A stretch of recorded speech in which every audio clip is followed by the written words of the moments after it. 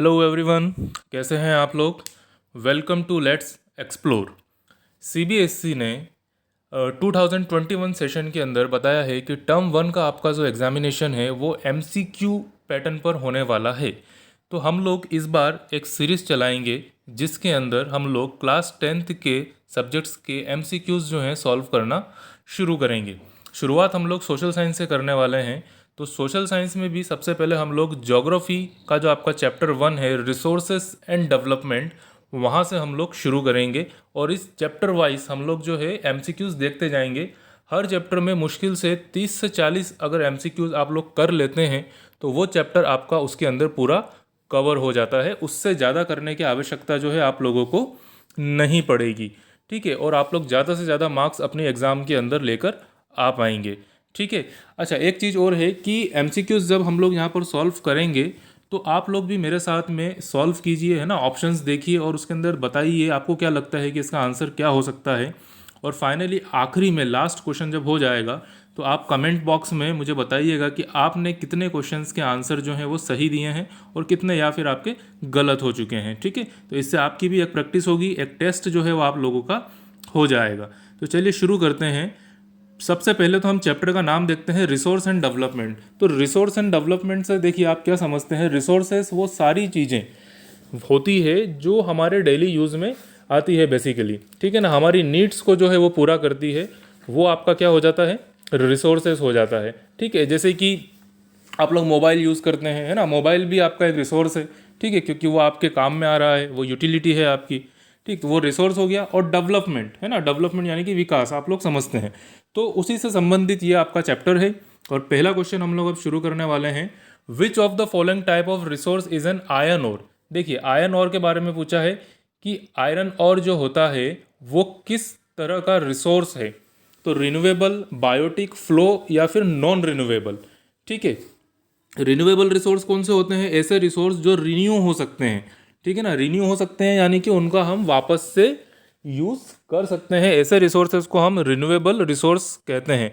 जैसे कि हमको पता है solar energy, wind energy, water, forest, इनका हम बार बार यूज़ कर सकते हैं, ख़त्म नहीं होने वाले हैं कभी भी, ठीक है ना। That is why this type of resource are coming under the renewable resources. While if you are talking about non renewable resources, देखिए तो नॉन रिन्यूएबल रिसोर्स ऐसे रिसोर्सेज होते हैं जो कि वापस नहीं बनाए जा सकते हैं, या फिर अगर बनते भी हैं वापस तो उनको मिलियंस ऑफ ईयर्स लग जाते हैं, ठीक है। तो उसी में आपका जो है आयरन ओर आता है। तो आयरन ओर बेसिकली जो है वो आपका क्या है, नॉन रिन्यूएबल रिसोर्स है, ठीक है ना। आयरन ओर आपका क्या है, नॉन रिन्यूएबल रिसोर्स है, ठीक। चलिए तो सेकंड क्वेश्चन पर आ जाते हैं। सेकंड क्वेश्चन हमारा बोल रहा है कि under which of the following type of resource tidal energy can not be put, ठीक है ना। टाइडल एनर्जी को कौन से रिसोर्स में नहीं हम रख सकते हैं। यहाँ पर देखिए क्वेश्चन को थोड़ा सा घुमा के पूछा है ना। Type of resource tidal energy can not be put, ठीक है ना। कैन नॉट बी पुट तो रिप्लेनिशेबल, इसका आंसर क्या आ जाएगा, रिप्लेनिशेबल हो जाएगा, क्योंकि टाइडल एनर्जी को रिन्यू नहीं कर किया जा सकता है ना। रिप्लेनिशेबल का मतलब एक तरीके से रिन्यू करना, है ना। तो उसमें हम नहीं जा सकते हैं। So the correct answer is replenishable, ठीक है ना। ह्यूमन मेड दूसरा ऑप्शन था, करेक्ट है ना। अबायोटिक है, ठीक है, जिंदा तो है नहीं तो अबायोटिक है। अबायोटिक मतलब कि जो नॉन लिविंग के अंदर आता है, ठीक है। नॉन रिसाइकलेबल भी है। अब देखिए थर्ड क्वेश्चन आपका आता है, विच of the following is the main cause of land degradation इन पंजाब। पंजाब के अंदर, है ना, लैंड डिग्रेडेशन का मेन कारण क्या है, ठीक। क्या कारण हो सकता है लैंड डिग्रेडेशन, यानी कि लैंड को ख़राब कर दिया गया है पंजाब के अंदर, काफ़ी लैंड जो है हद तक ख़राब हो चुका है। तो उसका क्या कारण है, intensive cultivation, deforestation, over irrigation या फिर ओवर ग्रेजिंग। तो इसका जो आंसर है वो है आपका ओवर इरीगेशन, ठीक है ना। ओवर इरीगेशन इसलिए, देखिए सबसे पहले तो हम समझते हैं पंजाब, है ना। तो पंजाब में अगर आप देखेंगे तो पंज यानी कि होता है आपका 5, है ना, 5। और आप का मतलब होता है रिवर्स, है ना, यानी कि पानी, वाटर को हम लोग आप बोलते हैं। तो यहाँ पर पंजाब से आप ये समझिए कि 5 नदियाँ जहाँ पर बह रही हो, ठीक है ना, तो उसको अपन क्या बोलेंगे, पंजाब। तो यहाँ पर रिवर्स काफ़ी है, ठीक है ना, पंजाब के अंदर, इसलिए इसका नाम पंजाब पड़ा। और क्योंकि रिवर्स ज़्यादा है इसका मतलब कि पानी भी अच्छा खासा है वहाँ पर, है ना। तो पानी अच्छा खासा है तो इसीलिए ओवर इरिगेशन की वजह से जो है वहाँ की मिट्टी जो है वो लैंड जो है वो थोड़ा डिग्रेड हो चुका है, ख़राब हो चुका है ना, उसकी क्वालिटी उतनी अच्छी अब नहीं रही है। इसीलिए जो है इसका आंसर आपका क्या हो जाएगा, ओवर इरिगेशन हो जाएगा। चलिए अगले क्वेश्चन पर हम लोग चलते हैं। अगला क्वेश्चन हमारा हो जाएगा, in which of the following state is terrace cultivation practice. देखिए टेरेस कल्टीवेशन की बात हो रही है यहाँ पर, तो टेरेस कल्टीवेशन कहाँ पर होगा। ठीक, टेरेस कल्टीवेशन हम जो है वो पहाड़ों में देखने को मिलता है। तो पहाड़ों से अगर हम रिलेटेड बात करें तो पंजाब में कोई माउंटेन्स हैं नहीं इतने, है ना, उत्तर प्रदेश में भी नहीं है, हरियाणा में भी नहीं है। तो माउंटेन्स हमें कहाँ देखने को मिलते हैं, हमें देखने को मिलते हैं उत्तराखंड के अंदर।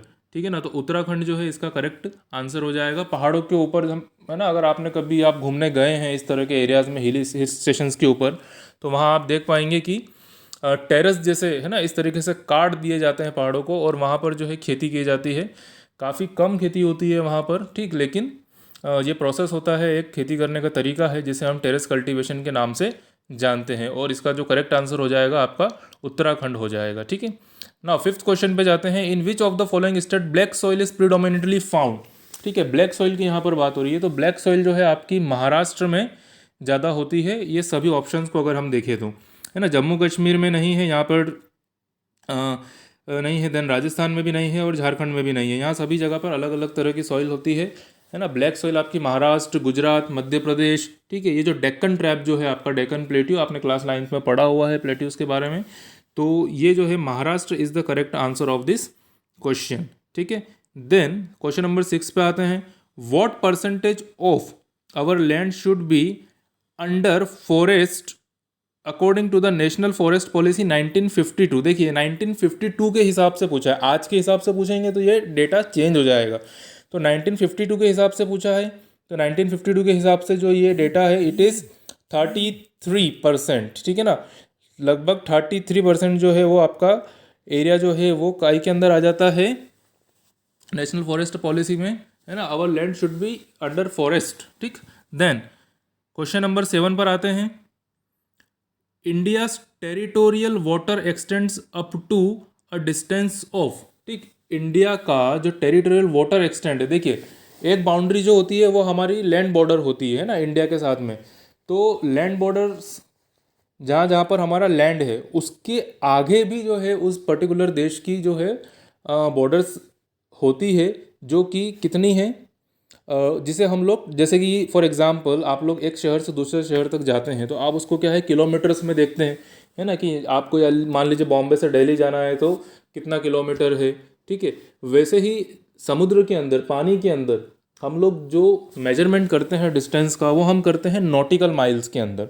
ठीक है, तो इंडियन टेरिटोरियल वाटर एक्सटेंड्स जो है वो आपका 12 नॉटिकल माइल्स तक रहता है। कितना रहता है, लगभग 12 नॉटिकल माइल्स तक रहता है। अब 1 नॉटिकल माइल में लगभग जो है 1.8 किलोमीटर समथिंग जो है होता है। ठीक है ना, तो 1.8 किलोमीटर समथिंग 1 नॉटिकल माइल्स होता है। उसके हिसाब से आप देख लीजिए 12 नॉटिकल माइल्स तक समुद्र की अंदर जो है वो हमारा एरिया होता है। ठीक है ना, हमारी टेरिटरी होती है। लैंड से कितना आगे तक जा सकते हो आप, 12 नॉटिकल माइल्स तक जा सकते हो। वहाँ पर हमको कोई भी रोक टोक नहीं है, हम हमारे हिसाब से काम कर सकते हैं। ठीक है, देन उसके बाद फिर आगे बढ़ जाते हैं। ठीक है, क्वेश्चन नंबर, अच्छा ये थोड़ा सा मिस प्रिंट हो गया है यहाँ पर, है ना, 24 की जगह 8 आ जाएगा। ठीक है ना, ये 7 के बाद 8 हो जाएगा। ठीक है, तो what is the total geographical area of India.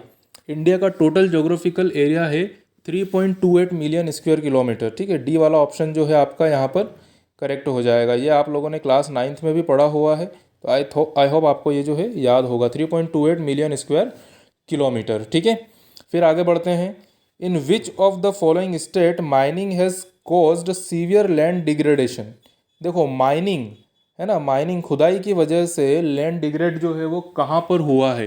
ठीक है, तो खुदाई की वजह से लैंड डिग्रेड सबसे ज़्यादा जो है वो आपका झारखंड में होता है। माइनिंग वगैरह जो होती है वो झारखंड, छत्तीसगढ़, ये वाला जो एरिया है यहाँ पर ज़्यादा होती है। तो झारखंड जो है इसका करेक्ट आंसर हो जाएगा क्वेश्चन नंबर 9 का। ठीक है, फिर आगे बढ़ते हैं, क्वेश्चन नंबर 10 की तरफ चलते हैं। Which is the most common soil of northern India. देखिए नॉर्दर्न इंडिया की सबसे मोस्ट कॉमन सॉइल, सबसे ज़्यादा जो सॉइल है, कॉमन सॉइल जो नॉर्थ इंडिया में पाई जाती है, वो इनमें से कौन सी है? तो ब्लैक सॉइल तो मैंने अभी आपको बताया था कि डेक्कन ट्रैप पर आई जाती है, ठीक है, प्लेट्यूज के अंदर। फिर लेटराइट सॉइल, एलुवियल सॉइल और रेड सॉइल। तो इसका जो करेक्ट आंसर है वो आपका आ जाएगा एलुवियल सॉइल, ठीक है ना। एलुवियल सॉइल जो होती है वो नॉर्दर्न इंडिया के अंदर सबसे ज़्यादा पाई जाती है, ठीक है। एलुवियल सॉइल के बारे में और देख लेते हैं कि एलुवियल सॉइल की जो फर्टिलिटी होती है वो सबसे ज़्यादा होती है, ठीक है ना, सबसे ज़्यादा उपजाऊ होती है एलुवियल सॉइल। दूसरा क्या रहता है कि हमको पता है कि माउंटेन्स जो होते हैं, माउंटेन्स से नदियाँ आती है, ठीक है ना। तो नदियाँ जब अपने साथ में क्या होता है, बहुत सारा वहाँ से माउंटेन से पत्थर हो गया, मिट्टी हो गया, कीचड़ हो गया, ये सब जो है वो लेकर आती है, ठीक है ना। तो उसी से जो होती है ये सॉइल फॉर्मेशन भी होता है एलुवियल सॉइल का, और उसी कारण से जो है इसकी फर्टिलिटी काफ़ी अच्छी होती है, ठीक है ना। तो मोस्ट कॉमन सॉइल जो है नॉर्थ इंडिया के अंदर वो कौन सी हो गई है? एलुवियल सॉइल, ठीक। फिर आगे बढ़ते हैं। Black soil is also cold. देखिए ब्लैक सॉइल का एक दूसरा नाम भी है, तो वो नाम जो है उसे हम रेगुर के नाम से भी जानते हैं। ब्लैक सॉइल को रेगुर के नाम से भी जो है वो जाना जाता है। तो इसका करेक्ट आंसर सी हो जाएगा, that is regur. Black soil is also cold regur soil, ठीक है ना, रेगुर के नाम से भी जाना जाता है। ये आपको याद रखना है, काफ़ी इंपॉर्टेंट क्वेश्चन है ना, ये आने के चांसेस हैं इसके अंदर। फिर हम क्वेश्चन नंबर 12 पर आते हैं। Black soils are common in. Black soil जो होती है वो कहाँ पर कॉमन है? तो डेक्कन ट्रैप पे अभी हमने बात करी थी, है ना। तो देखिए हर क्वेश्चन से के अंदर क्या होता है ना, दूसरे क्वेश्चंस बन जाते हैं। तो इसी कारण से क्या हुआ कि हमने ये क्वेश्चन, इस टाइप के क्वेश्चन के आंसर पहले ही पढ़ लिए। तो एक क्वेश्चन से 4 क्वेश्चन 5 क्वेश्चन और निकल सकते हैं, है ना, काफ़ी इसमें कोई बड़ी बात नहीं है। Now which of the following soil has a self aeration capacity. ठीक है, सेल्फ एरेशन कैपेसिटी यहाँ पर पूछी हुई है। तो सेल्फ एरेशन कैपेसिटी कौन सी सॉइल की होती है? तो इसका आंसर हो जाएगा ब्लैक सॉइल, ठीक है। सेल्फ एरेशन, एरेशन का मतलब एक तरीके से आप ये समझिए कि जो एयर होती है ना, हवा को अपने अंदर से पास करना, ठीक है। तो ब्लैक सॉइल के अंदर इस तरह की कैपेसिटी जो है वो पाई जाती है। Then question number 14, laterite soil is very useful for growing. देखिए लेटराइट सॉइल जो है वो क्या ग्रो करने के लिए ज़्यादा यूज़फुल है? तो लेटराइट सॉइल जो है आपका टी, कॉफ़ी, कैशू नट्स, ठीक है ना, टी, कॉफ़ी और कैशू नट्स के लिए जो है ये ग्रो करने के लिए लेटराइट सॉइल जो है काफ़ी यूज़फुल होती है। लेटराइट सॉइल में इनकी खेती अगर आप करेंगे तो वो काफ़ी अच्छे रिजल्ट्स आपको देखने को मिलेंगे, ठीक है। आगे बढ़ जाते हैं। Plugging along the contour lines to decelerate the flow of water down the slope is called, ठीक है ना। Plugging around the contour line, देखिए ये भी क्या होता है, कंटूर लाइंस बनाई जाती है ना, खेतों के बीच में, है ना, और उसके बीच में जब प्लगिंग होती है, ठीक है ना, पानी के फ्लो को डिसलरेट करने के लिए, है ना। तो बेसिकली इस प्रोसेस को क्या कहा जाता है? तो उसे हम देखिए कंटूर लाइन से, तो नाम से समझ जाइए, ऑप्शन में सीधा सीधा दिख रहा है, दैट इज़ कंटूर प्लगिंग ना। प्लगिंग कर रहे हैं कंटूर लाइन में तो कंटूर प्लगिंग, ठीक है ना, सिंपल सा है। देन आगे बढ़ जाते हैं। क्या बोल रहा है अगला क्वेश्चन कि land that is left uncultivated for more than 5 agriculture years is cold. देखिए अब कोई लैंड है ना, जो कि 5 साल से या उससे ज़्यादा से अनकल्टिवेटेड है, एग्रीकल्चर ईयर्स ना, यानी कि 5 साल से कोई खेती वेती नहीं हो रही है, तो इस तरह के लैंड को हम क्या बोलेंगे? तो इस तरह के लैंड को हम कल्टरेबल वेस्ट लैंड बोलेंगे। कल्टरेबल है लेकिन वेस्ट पड़ा हुआ है, ठीक है ना, तो कल्टरेबल वेस्ट लैंड इस तरह के लैंड को कहा जाएगा। फिर आगे बढ़ जाते हैं। Question number 17। क्वेश्चन नंबर 17 क्या बोल रहा है? Burial ground is a. देखिए अब रिसोर्सेज के बारे में यहाँ पूछा गया है कि वो कम्युनिटी ओन रिसोर्स होते हैं, नेशनल रिसोर्स है, इंडिविजुअल रिसोर्स है, या फिर इंटरनेशनल रिसोर्स है, ठीक है। तो बुरियल ग्राउंड्स क्या होते हैं? देखिए बुरियल ग्राउंड्स वो होते हैं जब मरने के बाद इंसान को जहाँ पर ले जाया जाता है, ठीक है। तो ये किसी इंडिविजुअल व्यक्ति के तो होते नहीं है, तो इंडिविजुअल रिसोर्स तो गलत हो गया।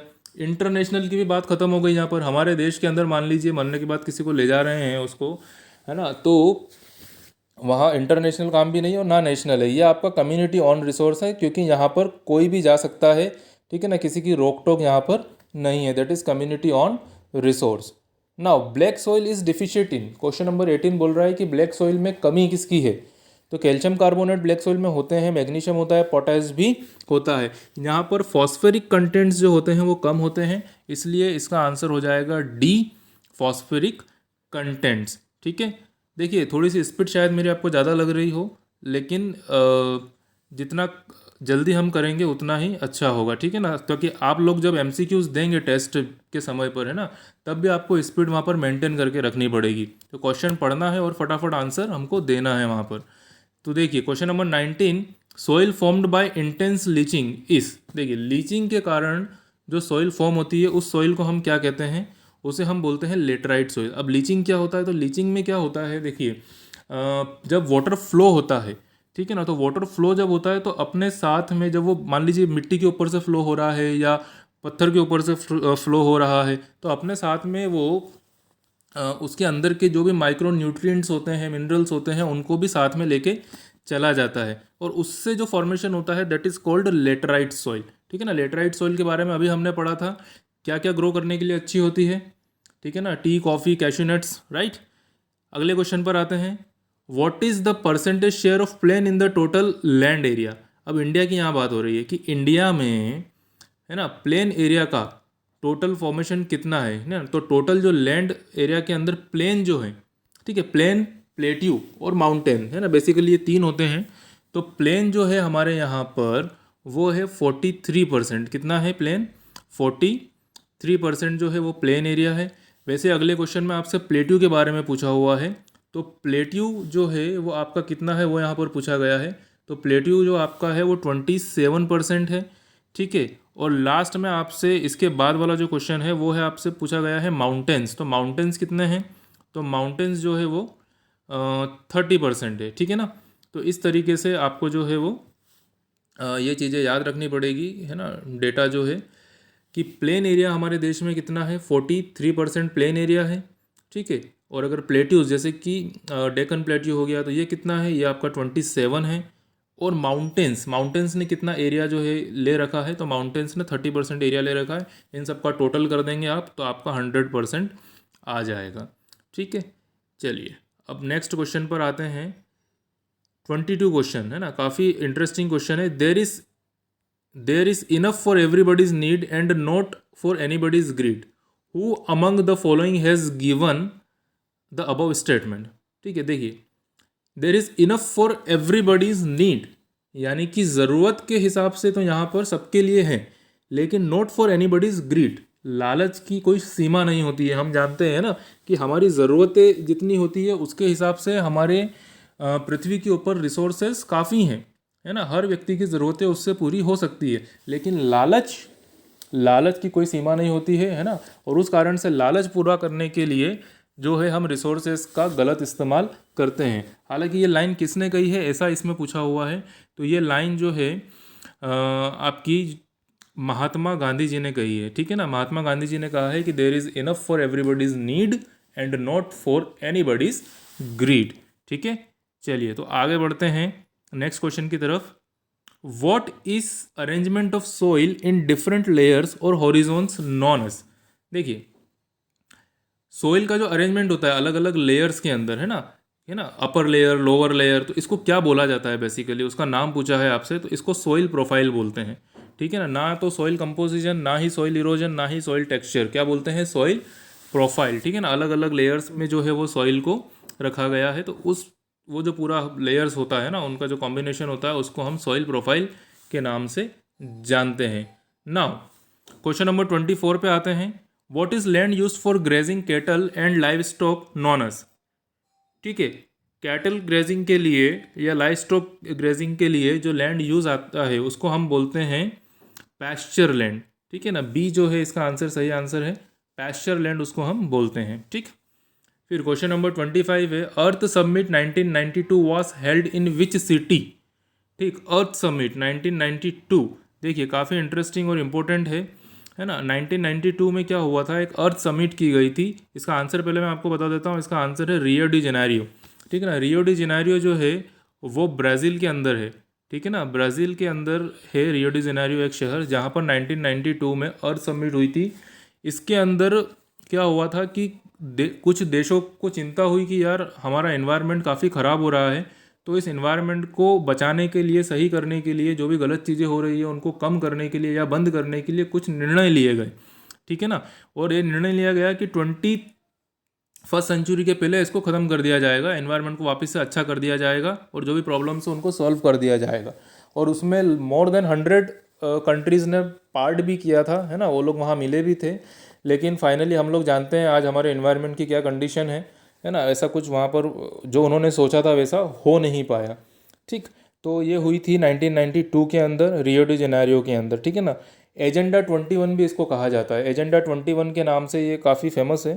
ठीक है, तो एजेंडा 21 के नाम से भी आपको पूछा जा सकता है, तो वो भी आप ध्यान रखेंगे। ठीक है, बेसिकली सस्टेनेबल डेवलपमेंट उनका एम था, है ना, कि सस्टेनेबल डेवलपमेंट हमको मिल जाए, कि जो आज लोग रह रहे हैं। सस्टेनेबल डेवलपमेंट क्या बोलता है ना, सस्टेनेबल डेवलपमेंट ये बोलता है कि डेवलपमेंट इस तरीके से हो कि हम इन्वायरमेंट को डैमेज ना करें, ठीक है ना, और डेवलपमेंट जो प्रेजेंट में हो रहा है उस कारण से जो फ्यूचर में आने वाली जनरेशन है उसको कोई भी कॉम्प्रोमाइज़ नहीं करना पड़े, ठीक है ना। तो यही सब इसके अंदर हुआ था, इस मीटिंग के अंदर सारी जो है डिसीजन इस तरीके से लिए गए थे, लेकिन कुछ खास उसके रिजल्ट्स जो हैं अभी अगर हम देखते हैं तो देखने को नहीं मिलते हैं। ठीक, तो Rio de Janeiro was the correct is the correct answer. ठीक है, now the running water cuts through the clayey soil and make deep channels known as. देखो, running water cuts through the clayey soil, है ना, clayey soil जो होती है उससे जो रनिंग वाटर कट होता है और डीप चैनल्स बना देता है। बेसिकली क्या होता है, कुछ खड्डे जैसे हो जाते हैं, है ना, ज़मीन के अंदर, है ना, तो उसको क्या कहा जाता है, तो उसको अब बोलते हैं गुलीस। ठीक है ना, क्या बोलते हैं, गुलीस बोला जाता है उसको। ठीक है, तो एक प्रकार का इरोजन ही है ये, है ना, जिसके अंदर जो सॉइल होती है वो अपनी जगह से चली जाती है और कुछ खड्डे हो जाते हैं बीच बीच में, है ना, लंबे लंबे या बड़े बड़े। आपकी टेक्स्ट बुक में इसका फोटो भी आपको दिया हुआ है, आप देख सकते हैं। ठीक है, तो गुलीस जो है वो इसको कहा गया है। Now which of the following term is used to identify the old and new alluvial soil.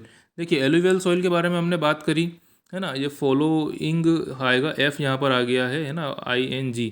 ठीक है, तो क्या कहा जाता है बेसिकली, तो यहाँ पर देखिए नाम पूछे गए हैं, which of the following term is use to identify the old and new alluvial soil respectively. तो ओल्ड एलुवियल सॉइल जो है उसको हम बोलते हैं बांगर, ठीक है ना। ओल्ड एलुवियल सॉइल को हम क्या कहते हैं, बांगर कहते हैं, और न्यू वाली जो एलुवियल सॉइल है उसको हम बोलते हैं खादर। ठीक है, वही नाम यहाँ पूछे गए हैं कि एलुवियल सॉइल जो बहुत पुरानी है जिसे हम क्या कहते हैं, बांगर कहते हैं सॉरी बांगर कहते हैं, और न्यू वाली एलुवियल सॉइल को हम खादर के नाम से जानते हैं। ठीक है ना, जैसे कोई भी चीज़ पुरानी हो जाती है तो हम बोलते हैं ना भंगार, भंगार में चली जाती है वो, ठीक है ना, तो भंगार से हम लोग बांगर को रिलेट कर सकते हैं। ठीक है, तो बांगर जो है वो पुराना है और खादर जो है वो नया है। Now which soil is present in Thar desert. देखिए, थार डेजर्ट की बात हो रही है अब यहाँ पर। ठीक है, तो डेजर्ट के अंदर जो सॉइल है, ठीक है ना, उसे हम एरिड सॉइल बोलते हैं।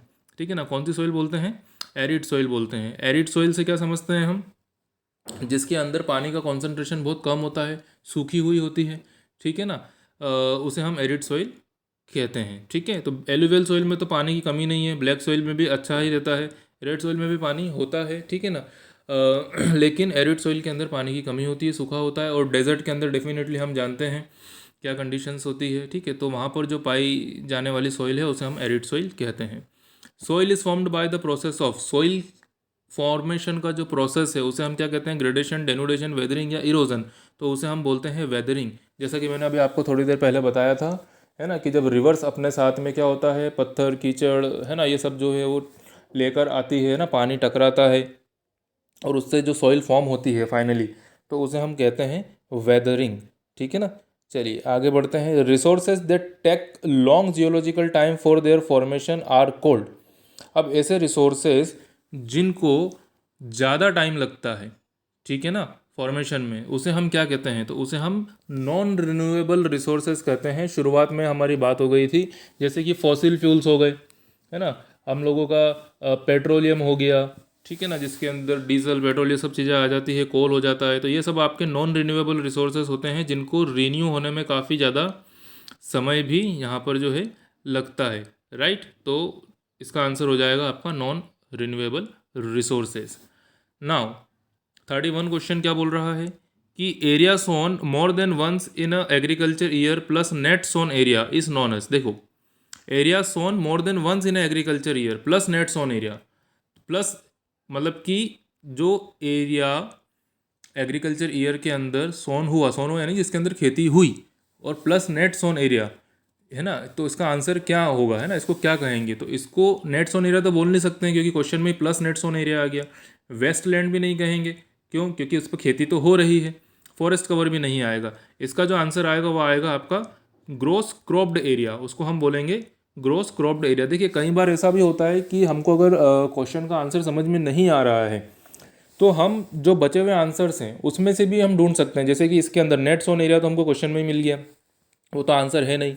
वेस्ट लैंड होगा नहीं क्योंकि एग्रीकल्चर यहाँ पर होने की बात हो रही है, हम एग्रीकल्चर वहाँ पर खेती होने की बात हो रही है, तो हम लोग जो नहीं है उनको भी हम पहले उड़ा सकते हैं, ठीक है ना। तो फिर जो बचा हुआ होगा वो हमारा आंसर हो जाएगा। इस तरीके से भी हम लोग जो हैं MCQs को सॉल्व कर सकते हैं। Red soil is reddish in colour due to, देखो रेड सॉइल जो है उसका कलर लाल क्यों होता है, ठीक है ना, उसका क्या कारण है? तो उसका कारण है diffusion of iron in igneous and metamorphic rocks, ठीक है ना। आयरन का प्रेजेंस होता है बेसिकली इस सॉइल में, इसीलिए इसको रेड सॉइल के नाम से जो है वो जाना जाता है। अब ये जो रेड सॉइल होती है जब ये हाइड्रेटेड फॉर्म में होती है, ठीक है ना, जब हाइड्रेटेड फॉर्म में होती है तो इसका जो कलर होता है वो येलो हो जाता है, ठीक है ना, तो ये येलो सॉइल भी बन जाती है। Now in which method growing rose of trees in arid region, है ना, एरिड रीजन में क्या है, मान लीजिए बहुत सारे पेड़ लगाए हुए हैं, है ना, लाइन से, तो ये जो प्रोसेस होती है इसको क्या कहा जाता है? ठीक, तो इसको बोला जाता है शेल्टर बेल्ट्स, ठीक है ना, शेल्टर बेल्ट्स, है ना, बहुत सारे पेड़ लगा दिए जाते हैं लाइन से, ठीक है ना, तो उसको शेल्टर बेल्ट कहा गया है। जिससे क्या होता है कि हवा रुक जाती है ना, हवा पेड़ों से टकरा के, अगर मान लो उसके पीछे खेत है, ठीक है, तो इरोजन जो होता है, सॉइल इरोजन से जो है वो यहाँ पर बेसिकली बचा जा सकता है इस मेथड से। Then land not available for cultivation is called, अब ऐसा लैंड जो कल्टीवेशन के लिए अवेलेबल नहीं है, ठीक है ना, उसको हम क्या बोलते हैं? तो देखो कल्टीवेटेड लैंड तो होगा नहीं क्योंकि उस पर कल्टीवेशन होगा। पैस्चर लैंड भी हमने देखा था अभी, ठीक है ना, ये भी नहीं होगा, ठीक, क्योंकि कैटल्स के लिए यूज़ हो रहा था। फैलो लैंड भी नहीं होगा। इसका आंसर आ जाएगा बैरन और वेस्ट लैंड, है ना, नाम से ही समझ में हमको आ रहा है कि बैरन और वेस्ट लैंड जो होगा वो आपका ऐसा लैंड होगा जो कि कल्टीवेशन के लिए अवेलेबल नहीं होगा, ठीक है। अब देखिए इस वीडियो का आखिरी क्वेश्चन आ गया है, UNCED स्टैंड्स फॉर, ठीक है ना, UNCED स्टैंड्स फॉर, इसका फुल फॉर्म जब भी हमने आपको एजेंडा 21 बताया है, ठीक है ना, तो ये इसी ऑर्गेनाइजेशन में हुआ था, है ना, जो मीटिंग हुई थी ब्राज़ील के अंदर रियो डी जेनेरियो में 1992 में, ठीक है ना, एनवायरनमेंट को लेकर। तो इसका फुल फॉर्म आपसे पूछा है, तो फुल फॉर्म जो है इसका आपका UN से तो यूनाइटेड नेशन, C से आ जाएगा कॉन्फ्रेंस, E से इन्वायरमेंट और D से डेवलपमेंट। तो B जो है वो इसका आंसर हो जाएगा, ठीक है, United nation conference on environment and development is the right answer, ठीक है। आई होप आप लोगों को ये वीडियो जो है वो समझ में आया होगा, पसंद आया होगा, ठीक है। तो प्लीज़ प्लीज़ जो है आप लोग वीडियो को लाइक कीजिए, ठीक है ना, चैनल को सब्सक्राइब कीजिए। देखिए क्योंकि बहुत मेहनत लगती है ये, है ना, ये सारा ढूंढने में MCQs, ठीक है, उसके बाद फिर PDF बनाना, देन वीडियोस बनाना। तो प्लीज़ सब्सक्राइब कीजिए चैनल को, है ना, और ज़्यादा से ज़्यादा अपने दोस्त लोगों में इसको शेयर कीजिए, ठीक है। बहुत ही जल्दी नेक्स्ट वीडियो जो है मैं लेकर आने वाला हूँ, ठीक। ज्योग्राफी का अगला चैप्टर जो हमारा रहेगा वो एग्रीकल्चर रहेगा, ठीक है। तो सब्सक्राइब कर लीजिए चैनल को ताकि आपको नोटिफिकेशन मिल जाए, ठीक है। Thank you everyone, okay, bye bye.